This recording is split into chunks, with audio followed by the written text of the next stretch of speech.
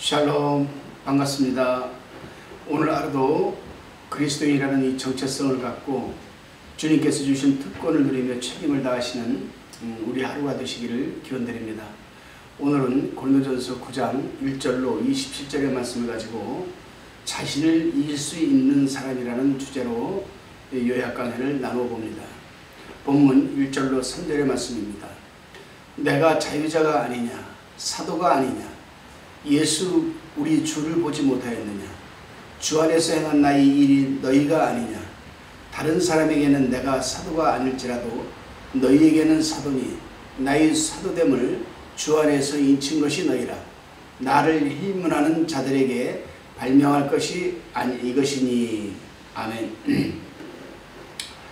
바울은 본문 1절에서 네 가지를 들어서 자기 입장과 권리를 고린도 교회 성도들에게 지금 말하고 있습니다. 첫째, 내가 자유자가 아니냐라고 합니다. 이 말은 율법이 종에서 벗어난 자유를 말하는 것입니다. 바울은 그리스도 안에서 복음으로 영적 자유를 얻은 자이기 때문입니다. 두 번째로는 사도가 아니냐라고 합니다. 바울은 예수님이 직접 불러서 보내심을 받은 자입니다. 셋째, 주를 보지 않았느냐라고 합니다. 바울이 다메섹 도상에서 부활하신 예수님을 만나보았습니다. 환상으로 본 것이 아니고 직접 보았습니다. 이것이 사도의 유력한 증거라고 합니다. 바울이 주 안에서 복음을 전하고 사도직을 행한 결과로 고린도 교회가 세워진 것 아니겠습니까?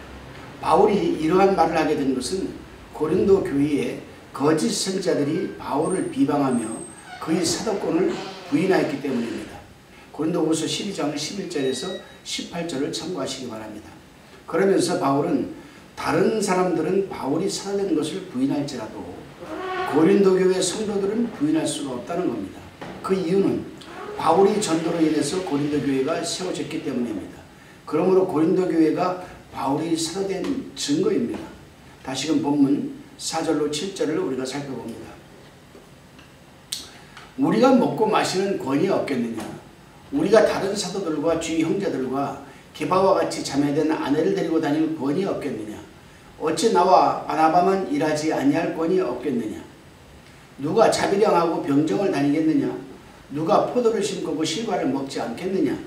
누가 양떼를 기르고 그 양떼의 젖을 먹지 않겠느냐? 하나님의 일꾼이 먹고 마실 권리가 있다라는 거죠. 바울은 개혁자가 교회에서 사례금을 받을 수 있는 권리와 마찬가지입니다. 또 아내를 데리고 다닐 권리도 있다고 주장합니다. 게바 즉 베드로는 복음을 전하러 다닐 때 자기 아내를 데리고 다니면서 전도하였습니다. 5절 참고하시기 바랍니다. 바울은 본문 6절 7절에서 일하는 자는 그 일하는 곳에서 보수를 받는다는 일반적인 원리를 들어서 지금 바울이 말을 하고 있습니다.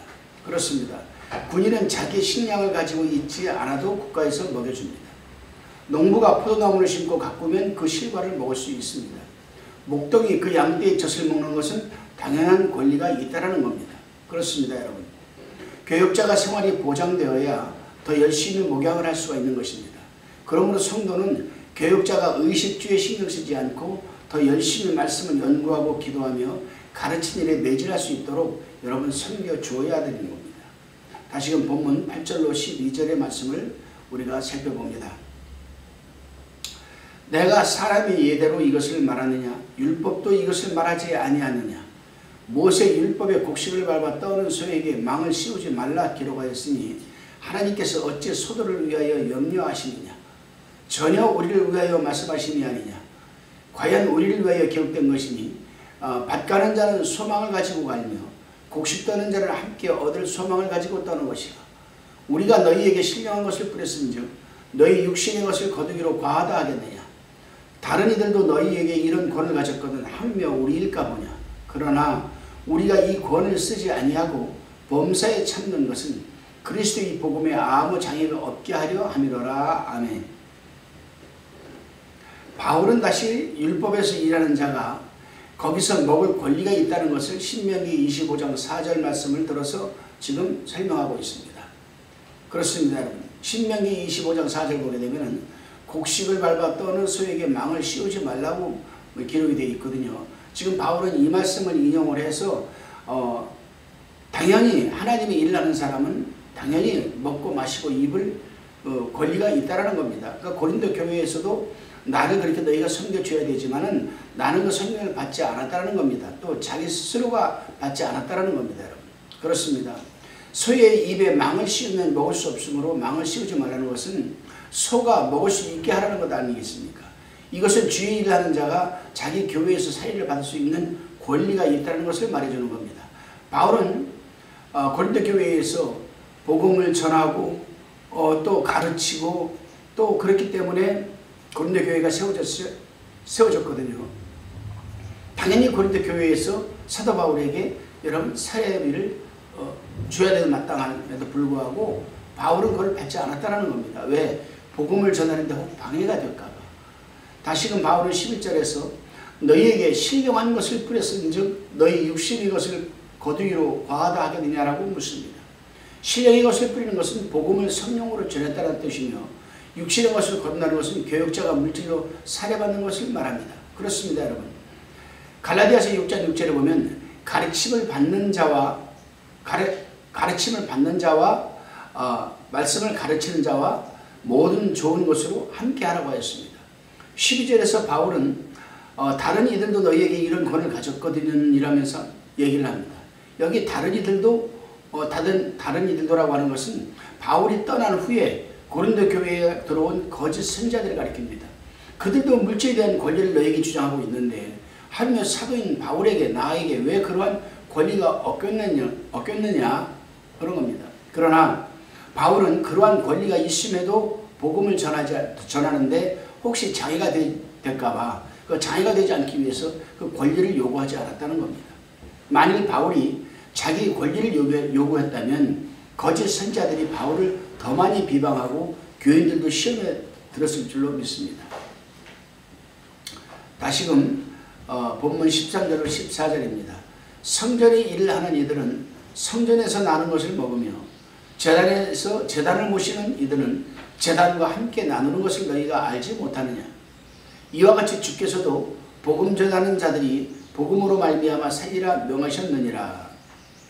구약시대의 성전에서 일하는 제사장들과 레위 사람들이 성전에서 나는 것을 먹었습니다. 제단을 모시는 사람은 제단에서 나는 제물을 먹도록 하나님께서 규정해 놓으셨습니다. 그러한 규정이 레위기서 7장 6절 또 14절 또 레위기서 10장 12절에서 15절까지 기록되어 있습니다. 예수님께서도 복음 전하는 자가 그 복음으로 말미암아 살도록 명하셨습니다. 마태복음 10장 10절 누가복음 10장 7절 기록되어 있습니다. 그렇습니다, 여러분. 복음 전하는 자가 복음으로 살도록 되어 있으나 오늘날 복음 전하는 자가 복음으로 살지 못하는 것은 일을 제대로 하지 않았기 때문입니다.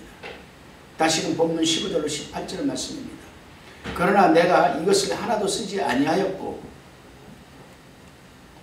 또 이 말을 쓰는 것은 내게 이같이 하여 달라는 것이 아니라 내가 차라리 죽을지언정 누구든지 내 자랑하는 것을 헛된 대로 돌리지 못하게 하리라. 내가 복음을 전할지라도 자랑할 것이 없으면 내가 부득불할 일임이라. 만일 복음을 전하지 아니하면 내게 화가 있을 것이미로라. 17절에 내가 내 임의로 이것을 행하면 상을 얻으려니와 임의로 아니한다 할지라도 나는 직분을 맡았노라. 18절 그런즉 내 상이 무엇이냐. 내가 복음을 전할 때 값없이 전하고 복음으로 인하여 내게 있는 권을 다 쓰지 아니하는 이것이로다. 아멘. 바울은 복음 전하는 자로서 대접받을 권리가 있었음에도 그 권리를 쓰지 않았습니다. 그는 복음을 전하면서 생계 유지를 위해서 스스로 일을 하였고 교회에서 보수도 받지 않았습니다. 그렇습니다. 전도자가 사례를 받기 위해서 전도를 하거나 다른 직장을 구하기 힘들어서 전도자가 되었다고 한다면 그는 전도자가 아니죠. 사꾼입니다. 교역자는 물질 문제를 떠나서 오로지 사명감 때문에 복음을 전하고 하나님의 일을 해야만 마땅합니다. 다시금 바울은 16절에서 만일 복음을 전하지 않으면 내게 화가 있을 것이라고 하였습니다. 왜 복음을 전하지 않으면 화가 있는가? 복음은 자기 혼자만을 위한 것이 아니죠. 여러 사람에게 나눠주어 그들도 구원을 얻게 하려고 여러분 주신 겁니다. 에스겔서 3장 17절로 19절에 보면은 인자야 내가 너를 이스라엘 족속의 파수꾼으로 세웠으니 너는 내 입의 말을 듣고 나를 대신하여 그들을 깨우치라. 18절 가령 내가 악인에게 말하기를 너는 꼭 죽으리라 할 때에 내가 깨우치지 아니하거나 말로 악인에게 일러서 그 악한 길을 떠나 생명을 구원케 하지 아니하면 그 악인은 그 죄악 중에서 죽으려니와 내가 그 피값을 내 속에서 찾을 것이고 내가 악인을 깨우치되 그가 그 악한 마음과 악한 행위에서 돌이키지 아니하면 그는 그 죄악 중에서 죽으려니와 너는 내 생명을 보존하리라고 하였습니다. 복음을 전해주지 않아서 그 사람이 멸망하면 그 사람이 멸망한 책임이 전하지 않은 사람에게 있다고 하였습니다. 전도자가 복음을 전해주었으나 본인이 믿지 않았으면 전도자는 책임이 없습니다. 그렇습니다, 여러분. 바울은 모든 사람이 피에 대하여 깨끗하다고 하였습니다. 사도행전 20장 26절에 기록되어 있죠. 이것은 바울이 복음을 전할 자에게 다 전했다는 겁니다. 그러니까 나는 복음 전할 것을 다 전했으니까 너희들이 믿든지 않든지 그것은 너희들 책임이다. 뭐 그런 뜻 아니겠습니까, 여러분? 로마서 1장 14절에 보게 되면 바울이 나는 빚진 자라고 하였습니다. 바울이 모든 사람에게 빚진 자의 심정으로 어떻게 하든지 복음을 전하라고 모든 힘을 기울였습니다. 그렇습니다. 복음은 주님께서 그의 백성을 위하여 죽으신 사실을 전하는 것 아니겠습니까? 그 사실을 알고 있는 자가 주님이 위하여 죽으신 백성에게 전하지 않고 침묵하면 저주를 받을 것은 당연한 겁니다. 그래서 바울은 내가 부득불 복음을 전하지 않으면 내게 화가 있을 것이라고 말씀을 한 겁니다. 바울은 복음을 위하여 희생한 것은 하나님 앞에 상급이 된다고 하였습니다. 바울이 대접받을 권리를 쓰지 않고 희생한 것은 하늘의 상급만을 바라보고 한 겁니다. 그렇습니다, 여러분. 누구나 주를 위해 희생하는 것은 전부가 하나님 앞에 가서 상급이 된다는 사실입니다. 본문 19절로 22절입니다. 내가 모든 사람에게 자유하였으나 스스로 모든 사람에게 종이 된 것은 더 많은 사람을 얻고자 함이라. 유대인들에게는 내가 유대인과 같이 된 것은 유대인을 얻고자 하며 율법 아래 있는 자들에게는 내가 율법 아래 있지 아니하나 율법 아래 있는 자 같이 된 것은 율법 아래 있는 자들을 얻고자 하며 율법 없는 자에게는 내가 하나님께는 율법 없는 자가 아니요 도리어 그리스도의 율법 아래 있는 자나 율법 없는 자와 같이 된 것은 율법 없는 자들을 얻고자 함이라. 22절 약한 자들에게는 내가 약한 자와 같이 된 것은 약한 자들을 얻고자 하며 여러 사람에게 내가 여러 모양이 된 것은 아무쪼록 몇몇 사람들을 구원코자 함이니. 아멘. 바울은 그리스도의 구속으로 인하여 죄와 율법에서 해방되어 자유자가 되었습니다. 그러나 더 많은 사람을 그리스도께로 인도하여 구원받게 하려고 바울이 스스로 모든 사람에게 종이 되었습니다. 이것은 그리스도께서 우리를 구원하려고 종의 형상을 입은 것과 같은 말씀입니다. 여러분. 바울은 몇몇 사람들을 더 얻어 그리스도께로 인도하기 위해서 유대인에게는 유대인과 같이 되고 율법 있는 자들에게는 율법 있는 자 같이 되고 율법 없는 자에게는 율법 없는 자 같이 되었습니다. 그렇습니다. 여러분. 바울이 이렇게 한 것은 진리를 양보하지 않고 전도의 수단으로 그렇게 한 겁니다. 유대인에게는 자신의 유대인임을 말해주고 같은 민족으로서 친근한 감정을 갖게 하여서 복음을 전하고 또 한 사람이라도 더 구원을 얻게 하려고 한 것입니다. 또 율법에 여러분 의식을 주장하는 자를 얻고자 하여서 디모데에게 할례를 향하였고 성전에서도 결례를 향하였습니다. 그러나 진리를 세우기 위해서는 일시라도 바울은 양보하지 않고 디도에게는 할례를 행하지 않았습니다. 그렇습니다, 여러분. 바울이 안디옥에서 이방인과 같이 먹은 것은 바울이 이방인과 같이 된 것입니다. 진리에 어긋나지 않는 한 이방인과 같이 교제하며 복음을 전하였습니다. 바울은 이렇게 여러 사람에게 여러 모양이 되어 복음을 전했습니다. 오늘날도 이 복음을 전하는 자들과 교역자들과 등등 성도들은 그 환경과 형편에 따라서 진리만 빼앗기지 않으면 진리만 변하지 않으면 그 환경에 여러분 적응을 해서 우리가 복음을 전해야 되지 않겠습니까? 본문 22절로 23절로 27절의 말씀입니다. 내가 복음을 위하여 모든 것을 행함은 복음에 참여하고자 함이라. 운동장에서 다름질하는 자들이 다 달아날지라도 오직 상 얻는 자는 하나인 줄을 너희가 알지 못하느냐. 너희도 얻도록 이와 같이 다름질하라. 이기기를 다투는 자마다 모든 일에 절제하나니 저희는 썩을 면류관을 얻고자 하되 우리는 썩지 아니할 것을 얻고자 하노라. 그러므로 내가 다름질하기를 향방 없는 것 같이 아니하고 싸우기를 허공을 치는 것 같이 아니하여 내가 내 몸을 쳐 복종하게 함은 내가 남에게 전파한 후에 자기가 도리어 버림이 될까 두려워함이로라. 아멘. 바울은 복음을 배우고 전하는 데에만 그치지 않았습니다. 그 전한 복음에 참여하려고 애썼습니다. 여러분. 다른 사람에게 전하기만 하고 자기가 참여하지 않으면 자신의 심령에 유익이 없기 때문입니다. 예를 들어 보면요, 교육자가 강단에서 말씀을 선포했습니다. 근데 그 말씀을 선포하고 그 말씀대로 살지 않으면 그 말씀 전한 것은 헛것이 되는 거 많은 거죠. 여러분. 성도들도 그 말씀을 믿지 않습니다.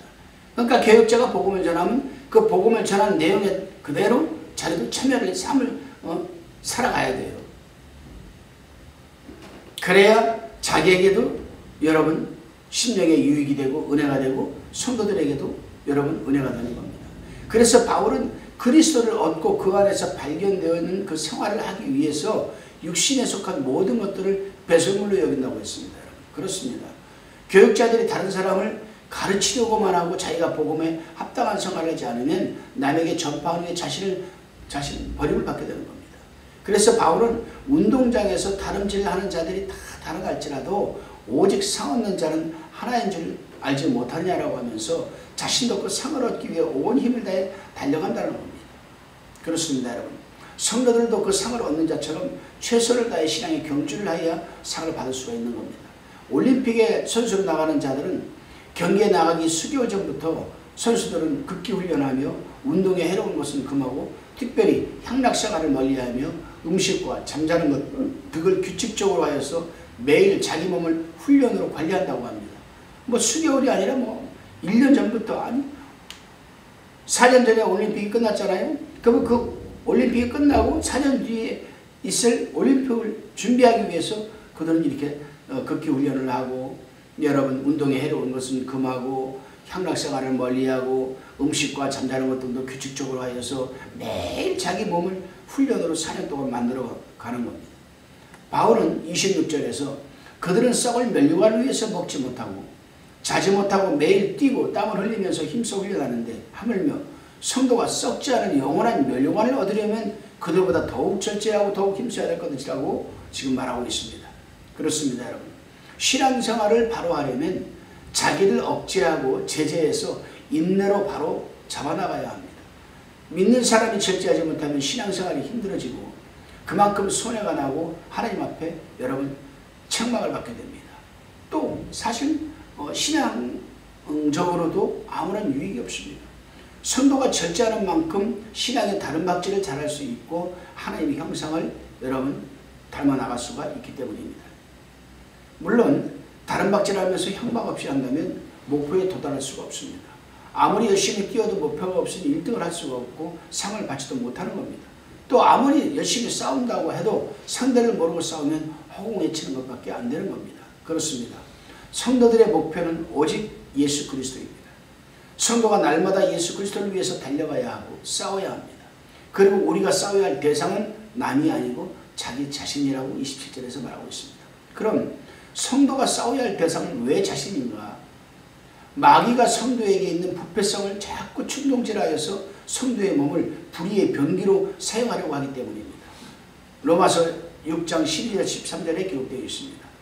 그러므로 성도가 성령을 힘입어서 마귀와 더불어 싸워 이기려면 무엇보다도 자기 자신과의 싸움에서 잘 싸워 이기는 것이 중요합니다. 그래야 우리가 그리스도를 향해 달려나갈 수가 있고 또 우리가 궁극적으로는 여러분 영원한 영생의 세계로 들어가야 되지 않겠습니까? 그러기 위해서는 자기 자신과 싸우기 위해서는 여러분 우리가 하나님의 전신갑주를 입는 게 상당히 중요해요. 머리에는 구원의 투구를 쓰고 여러분 입에는 성령의 검 말씀을 갖고 있어야 되고 가슴에는 의의 흉배를 붙여야 되고 여러분 손에는 믿음의 방패와 성령의 검 말씀을 드려야 되고 여러분 진리의 띠를 띠어야 되고 평안의 복음의 신을 신어야 됩니다. 그렇게 될 때 자기 자신과의 싸움에서 이길 수 있고 마귀와 더불어 싸워 이길 수 있는 줄로 믿으시기를 바랍니다. 기도하시겠습니다. 주님 그렇습니다. 우리는 아침에 눈만 뜨면 영적인 전쟁을 치르며 하루를 시작하고 하루를 마칩니다. 오늘 하루도 하나님의 말씀에 우리 자신을 순종하게 도와주시고 무엇보다도 우리 자신과의 싸움에서 이길 수 있도록 붙들어 주옵소서. 그래서 영적인 전쟁에서 싸워 승리하는 오늘 하루가 되게 하여 주옵소서. 감사드리오며 예수님의 이름으로 기도합니다.